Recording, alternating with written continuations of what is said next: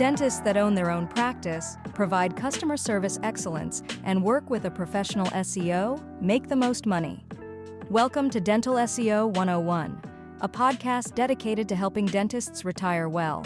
Hello and welcome to the Dental SEO 101 podcast, episode number 3 by First Dentist. My name is Ross Dunn and I'm the Director of SEO and co-founder of First Dentist. Let's jump right into some general SEO news. The Google August 2024 core update is now complete. It takes forever, it seems, but it's finally done. It started on August 15th and completed on September 3rd, according to Google. This update has caused a lot of ranking movements within the search results, and it's based on, what Google says anyway, to feedback it received after the March 2024 core update, which was, I'm sure, less than positive. John Mueller, our main contact at Google, has announced that, quote, "This latest update takes into account the feedback we've heard from some creators and others over the past few months. As always, we aim to connect people with a range of high-quality sites, including small or independent sites that are creating useful, original content on relevant searches. This is an area we'll continue to address in future updates. The August 2024 core update aims to better capture improvements that sites may have made, so we can continue to surface the best of the web." Unquote. Now, first dentist clients don't have to worry about this because we don't take chances with their content. Frankly, we want to sleep at night, so we make sure that our clients are well looked after. The content we use, the optimization tactics we use are all above board and aren't going to get you in any hot water. Now, for those of you who are seeing fluctuations that are perhaps making your nights a little more sleepless, as always, don't take any specific actions. There's really nothing you can do to recover right now. A negative impact signal may not signal anything's wrong with your site. It could be that it's a mistake on Google's part, which most of us wish in those situations. It could be that you did make some mistakes, but recovery is not likely to occur until after another core update. So you have to keep that in mind. It's going to take some time. That said, get to work on creating satisfying content that's meant for people. It's really, really important that you're writing for your patients, your prospects. They have to understand that you are a company or a practice that really cares for them and is trying to educate them. And a stale website, well, it's difficult to do that. It could be that you've got a lot of great content and stale isn't such a bad thing then. But we do recommend having regular updates of content, just keeping it a flow out there. It could be even announcements about your latest charity benefit or perhaps a staff outing, really just showing that there's life and love in your business and for your business. Okay, Google Search has added the Internet Archive's Wayback Machine links to a little link on the side of search results called About This Page. When you perform any search to the right of the URL that comes up, and there's going to be a whole bunch of them, one of the URLs, you'll see an ellipsis or 3 vertical dots. By clicking this, you will bring up the About This Page panel, which shares data about the source, links to share, and more. Now, or at least you will soon, be able to see a link included here that says Internet Archive's Wayback Machine result. Google's official statement is, "We know that many people, including those in the research community, value being able to see previous versions of web pages when available. That's why we've added links to the Internet Archive's Wayback Machine to our About This Page feature to give people quick context and make this helpful information easily accessible through search." What does this mean for dentists? It's the same for any business, really. Whatever you had in your past is now a little more visible to interested viewers. This could be good news. It could be bad news. It's really subjective. Now, if you do a search, it's pretty easy to find out how to request the removal of your content from archive.org, which is the Wayback Machine. That's archive.org. But even on the page, they offer no guarantees that they're going to acquiesce to your request. But if you put it out there and say, this is why we want this gone, if you're really concerned about something, there is a chance you could have it removed. And that may be a viable course of action if you need so. Next up, Google Search is testing new display for forum content. I'll get to why this is important for you in a sec, but essentially, and this is an article from Search Engine Land, forum-specific results called top answers have been around for 10 years. Whenever we do searches, we see these top answers in the results. However, this change is providing more information than before. The new look includes top comments and related content, as shown in a mock-up that is on Search Engine Land. We do have a link to it in our notes here, and pretty soon we're going to have a show notes newsletter for you, so you'll be able to click on that. But for now, if you want to go to Search Engine Land, you can find it. It's literally the title we used, Google Search Testing New Display for Forum Content. Now, why does this matter? Well, even though Google says it's not only going to be servicing Reddit, they're going to be surfacing a lot of different platforms for forum platforms. Reddit is going to get a lot of exposure, and perhaps some of the other forums where there's discussion about dental practices, which practice to choose, experiences with different practices, all of that kind of thing. And I personally believe Reddit's going to be the most prominent one because of Google's relationship with them. So my tip is that you ensure that if there is any discussion about dental practices, that you're amidst them. Like you're there to maybe answer questions really professionally, to just, even if they're not, I should state this, even if the patients aren't nearby, they could be in another country, they could be in another state far, far away. If they're asking great questions, provide a great answer. And what it will show is that you are active and you're caring, and that this is, again, something that will provide a little bit more exposure for you. And it's a bit different how forum content could provide benefits to your rankings. And I say a bit different in that there are ways it can and there are ways that it may not, but either way, it's such a good thing to do. Forum content, user generated content, which is essentially what forum content is, it's very powerful. Sometimes a bit too powerful if it's negative. So just, get out there when you think it's viable, be active there, and it can be quite beneficial, especially if there's one area where someone's talking about choosing a dentist. Maybe they just arrived in a particular town, maybe your town or city, and they're looking for a great dentist. That's an opportunity you don't want to pass up. Have a patient of yours, if you've got a raving fan, and say, hey, this is happening. I noticed that you're a Reddit user, or could you just ask them, are you a Reddit user or this forum user? If so, would you mind putting a note in there saying that you use us and you appreciate our service, and you don't plan on going anywhere else? That can lead to direct business. It's that simple. It's worked for many of my peers. We have oddly our own that seems to be working out there. We didn't put it out there, but someone kindly did, and it's paying off in terms of leads. So keep it in mind. Now, this is a bit mind-blowing.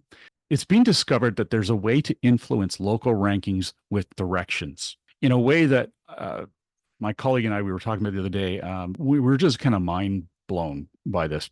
It just goes to show, I'll get to in a sec what I'm talking about, but it just goes to show that black hat, or people who are trying constantly to find ways to manipulate Google, will do just about anything. It's amazing, and they test everything. They look for holes everywhere.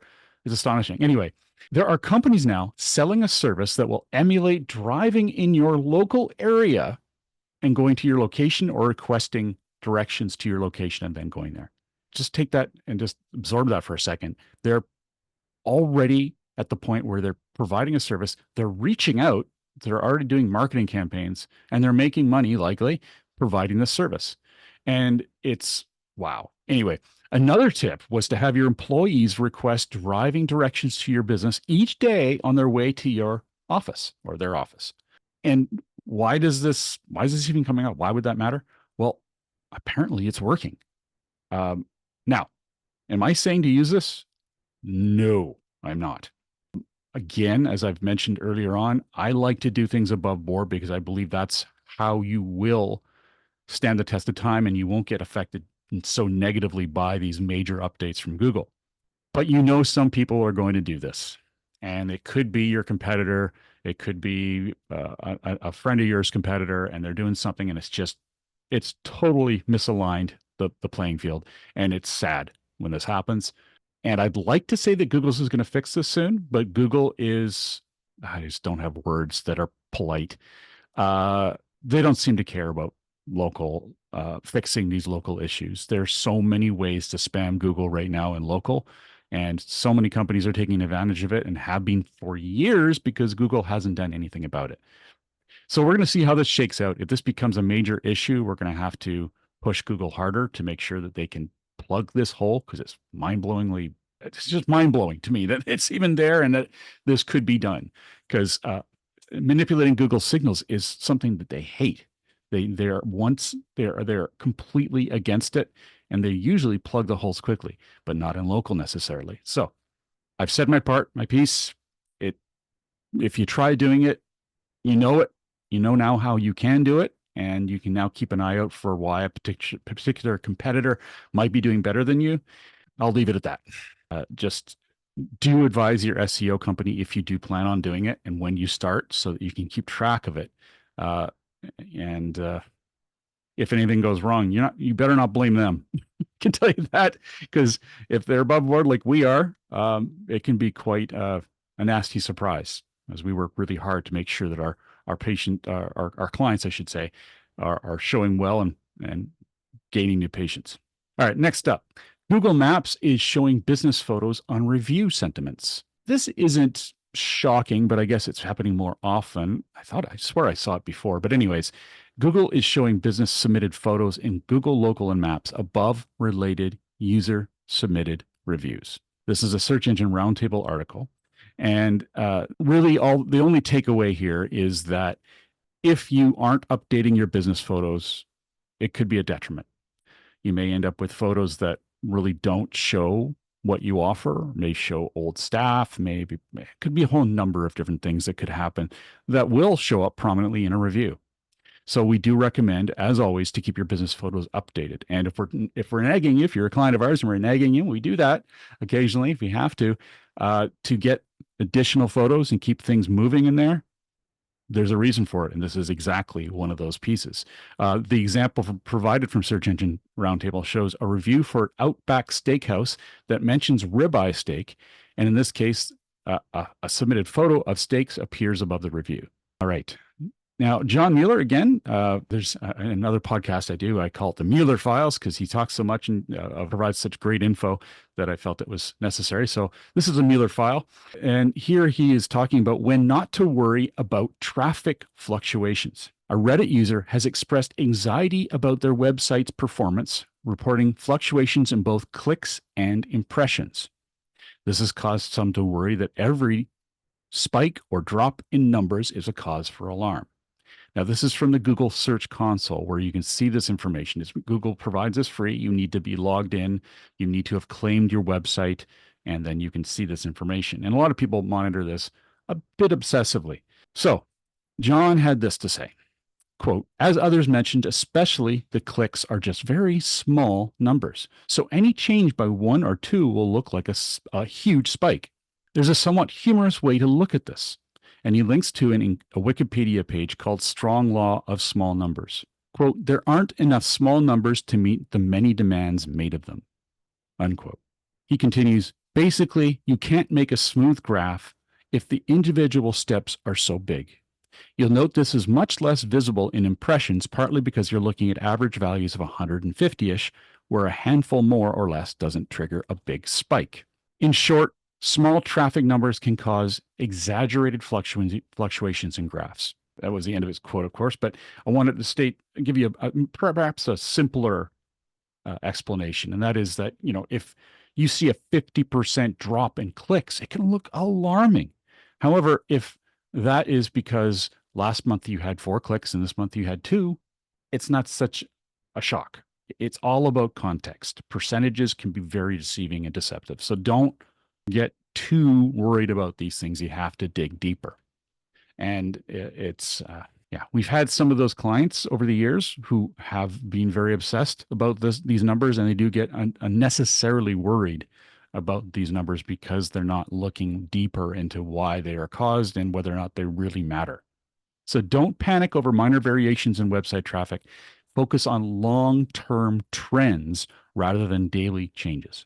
Now, in terms of formatting, Google says fixing headings won't change rankings. This is a Search Engine Journal article, and it was a question posted to Reddit.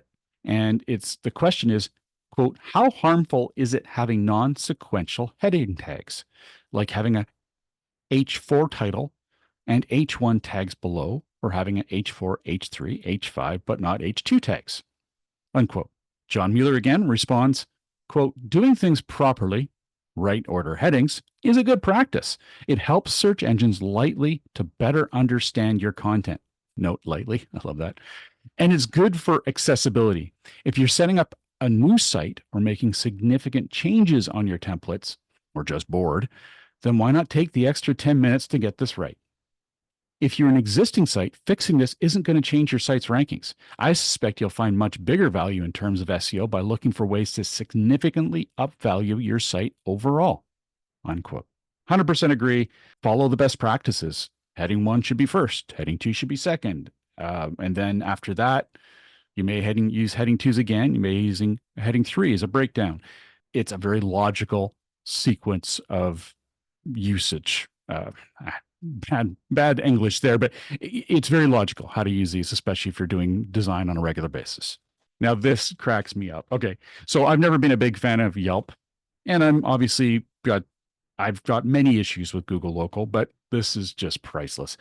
Yelp is suing Google, alleging illegal dominance of local search. The lawsuit alleges that Google's monopoly in search has allowed it to illegally dominate the local search and local search advertising markets. This quote from Search Engine Land says, Yelp's antitrust lawsuit against Google addresses how Google abuses its illegal monopoly in general search to engage in anti-competitive conduct, including self-preferencing its own inferior local product to dominate the local search and local search advertising markets. Unquote. There's a lot to unpack here in a way. First, Google is a mess, and yes, I'm sure it's monopolizing these results. However, of all businesses suing Google, I have no interest in Yelp winning this. I just can't stand Yelp. It's one of the worst companies ever to deal with. If you have any issues with your account, let's say, and someone's said something negatively, and let's say false or completely inaccurate, and it's just smearing your name, good luck getting Yelp to deal with it. They're just atrocious to work with. So they're just such a mess on their own. The fact that they're suing Google is it's so ironic. Anyway, I guess it does serve to maybe give Google some more pause, or at least, it keeps their lawyers engaged, right? All right, let's move on to AI and search. Half of Google's AI overviews are linked or overlapping with top search results. Now, the links within them are. So really what this comes down to is that out of the organic links below AI overviews, 21%. Let me see here. No, sorry. They looked at 11,163 queries in this test by Rich Sanger and Lawrence O'Toole of Authoritas. This was a bit of a work they did. They looked at those queries and that generated 2,358 AI overviews. That was the 21%. Of those AI overviews, they had 8.9 links on average within them. Of those links, 46.3% were taken from the top organic results. Unpacking that, quite simply, it's further confirmation that being a top-ranked organic result will have a strong impact on AI at this time. So Google is sourcing that data in their AI overviews from the top results, which makes perfect sense because the only reason Google is showing you as having a top result is because they believe you are worthy of it. So why wouldn't they show you in the AI overview? And those are links. So that is a good thing. Whether or not people click on it, that's highly suspect, but at least it's there. We're going to finish up here with a question that came through LinkedIn, not to us, but just one of note. It's another John Mueller question, but Batinder Singh says, I have a question. It's a common practice among SEOs to believe that adding a total of 2 to 5 internal links and around 1 to 3 external links in a 1,000-word blog post is beneficial. They also think that adding more links could be harmful to their site, while adding fewer links might not provide much value. Could you please clarify whether the quality of links, or quantity of links, I should say, really matters? Unquote. Knowing John, we've had him on other podcasts before. I've talked with him a few times, and of course, seen many, many, many responses of him over the years. I was looking forward to his response, and as I figured it would be good here. It says, quote, "Nobody at Google counts the links or the words on your blog posts. And even if they did, I'd still recommend writing for your audience. I don't know your audience, but I've yet to run across anyone who counts the words before reading a piece of content. It's sometimes useful to have rules of thumb. It gives you a starting place. There are also numbers which are generally helpful when making strategies, but blindly following numbers when it comes to humans will lead you nowhere." Unquote. Now, what he's referencing here is the 2 to 5 internal links and around 1 to 3 external links and 1,000-word blog post. All these little pieces of data, they are rough guidelines, and this is very important. All of the tips we provide in these shows, any podcast really, unless they're really digging deep into a particular topic, are generalized. There's never a case where you'd always use those rigid guidelines. They have to be generalized because every industry is a bit different, and perhaps the content you would like, for example, if you were creating content for a legal firm and it was a very lawyer-centric, very legalese-based piece of content, he may not have more than one internal link, or he may have a lot of them if there's lots of sources. It's about providing great content, so don't get too worried about this stuff. You can get very obsessed and very waylaid by putting too much weight on tips like this. Just consider them great general guidelines. I don't know how else to put it. And we've had instances in my other practice in the past where we've had clients come to us quite heated saying, "Why didn't you follow these guidelines? You yourself have said, follow these guidelines on the podcast." Again, we provide generalized guidelines. When we're working on these particular client sites, we can get more specific. We can do things at a higher expert level that don't necessarily mean we're going to follow the generalized guidelines we've suggested before. Anyways, it is important, and I'm so glad someone posted this, even though it gave me a chuckle, which, hey, that's a good thing, right? John's response was perfect, as usual. I love it when he gets to have some fun with some responses there. Well, on behalf of myself, Ross Dunn, co-founder of First Dentist, thank you for joining me today. If you have any questions you'd like answered, either on the podcast for free or on a more private consulting basis, please email info@firstdentist.com. Thank you for listening, and remember to tune into our next episode where we will be sharing more SEO 101 tips and news on dental SEO. Take care.